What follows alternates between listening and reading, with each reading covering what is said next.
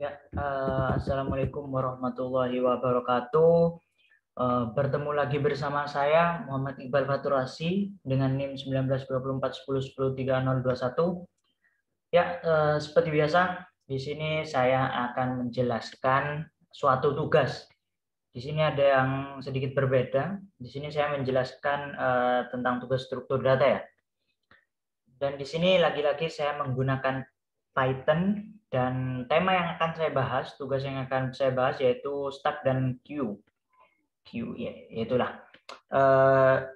Sama seperti yang minggu lalu, ini lanjutan dari link list yaitu dengan codingan Node. Nah, ini ya bisa dilihat menggunakan template yang sama. Yang berbeda adalah di sini di bagian bawah itu ada dua kelas ya, dua kelas tambahan yaitu kelas stack dan kelas queue. Di sini ada dev init self yaitu stacknya berarti merupakan link list dan push yaitu merupakan ini tambahan atau suatu metode yang digunakan untuk menambah item. Di sini menggunakan self stack insert add star. Mengapa di depan? Karena stack itu urutannya berasal dari depan, tapi dieksekusinya yaitu di paling akhir, yaitu pada bagian method pop.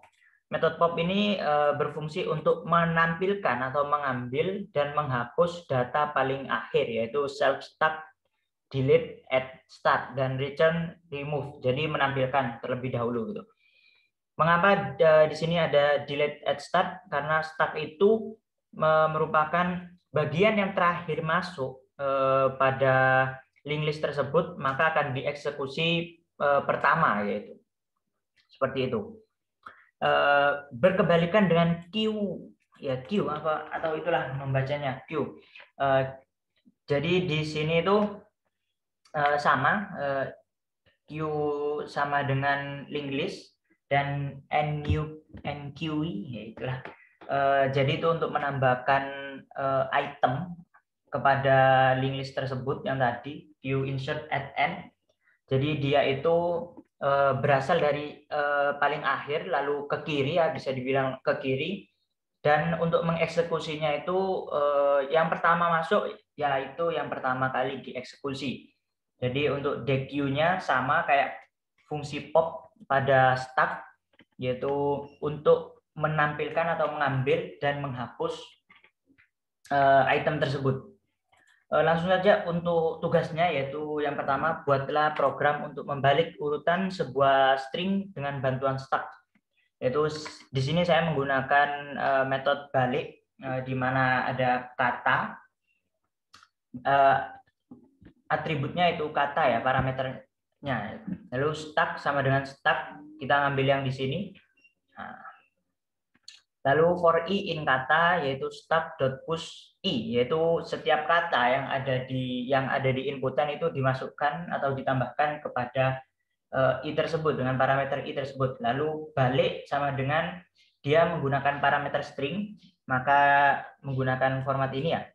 Lalu for i in range len kata, yaitu eksekusinya sebanyak kata, jumlah katanya, len datanya ya, len kata di sini.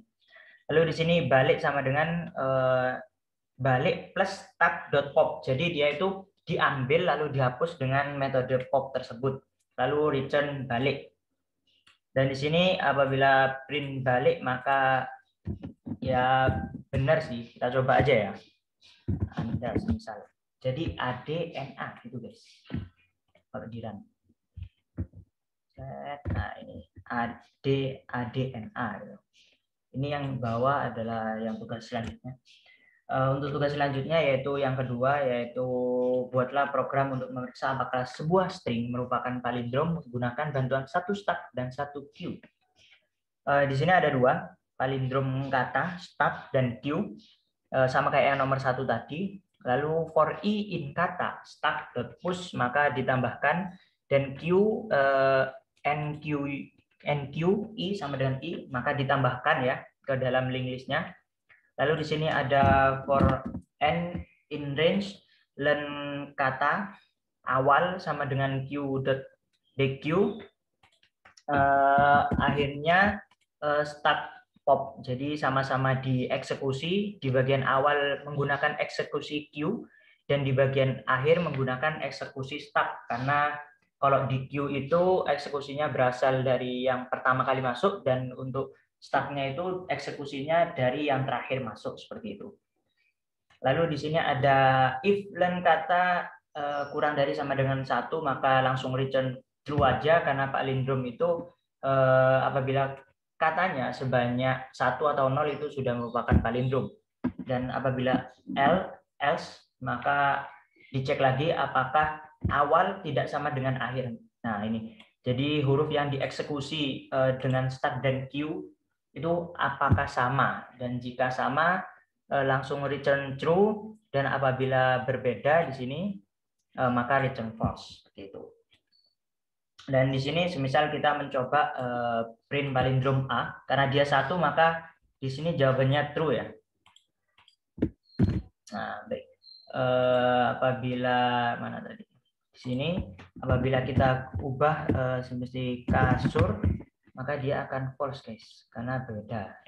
Jadi jawabannya false ya di sini. Baik. Misal ada ya, sama aja ya, maka hasilnya akan true. Maaf di sini sensitive case ya, jadi berbeda sedikit itu berbeda guys. Udah langsung false aja gitu. Lalu selanjutnya adalah implementasi yang nomor 3, implementasikan ADT start menggunakan bantuan 2Q. Nah, baik, untuk sini saya menggunakan kelas di mana isi kelasnya itu ada self-nya ada start sampai dengan Q. Lalu di sini ada tambah self kata. Sebenarnya saya sama menggunakan yang kayak yang di atas ini, yang untuk palindrom ataupun yang balik kata.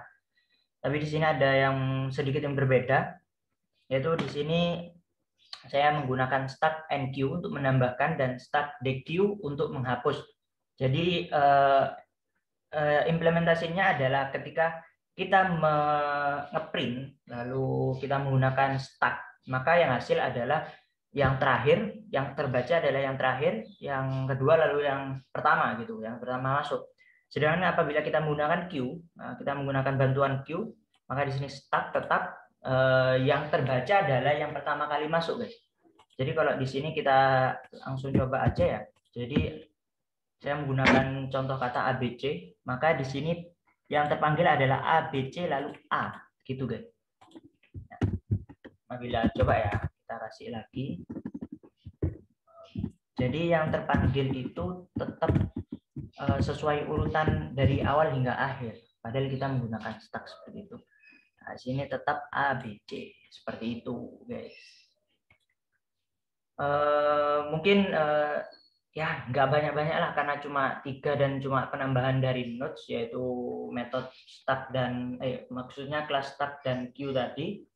Mungkin sekian yang dapat saya sampaikan. Apabila terdapat salah kata dan kekurangan perilaku dari saya mohon maaf yang sebesar-besarnya. Selamat menunaikan ibadah puasa dan ibadah Ramadan ya guys, teman-teman. Terima kasih atas perhatiannya. Wabillahi taufiq wal hidayah. Wassalamualaikum warahmatullahi wabarakatuh. Terima kasih.